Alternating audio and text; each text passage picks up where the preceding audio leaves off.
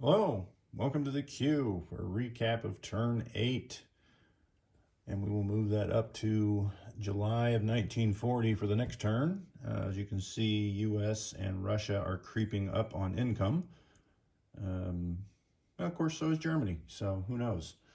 As far as the techs go, we have only really three successful for the Allies.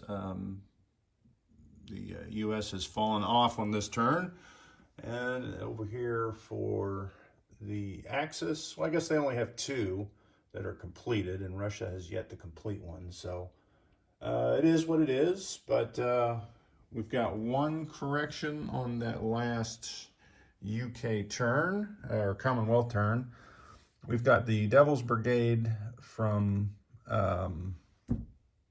Canada, and it was up here in Ottawa. And it is a special unit that has a built-in air transport and sea transport. Well, in my mind, a built-in air transport moves 6, right? No, it specifies that it can only move 2, unless it is an air base, then it can move 3. So we moved it out into,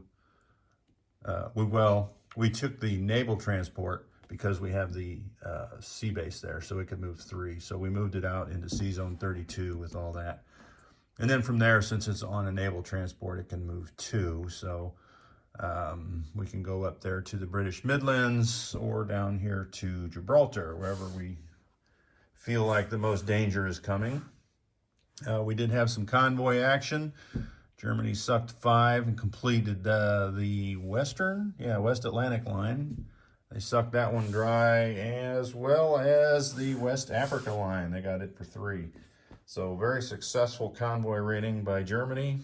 I do want to point out that in the Latin War expansion, the Axis got another free sub base and another free sub. Doggone them. It left. It was a Japanese sub, so it headed over into the Pacific, but darn the luck. Not much action. France got some Lend-Lease. Paris did fall, that's right, and Vichy is there. So we got the big marker there for fall of a capital. That kind of stinks. No attack on Holland, though, so they're still hanging in there. And Russia did they did a walk-on here to eastern Poland and stole some money from the British. That was nice. And then Germany finished off Poland finally and took Warsaw and Donolowski. I can't read it, yeah. So coming up for Russia, I believe, is an attack on the Kurjala up there. And that was to mark the Poland move. They've already taken Iran. Just some posturing here in the south. The British fleet is getting out of the way of these guys, which are right here in Sea Zone 122.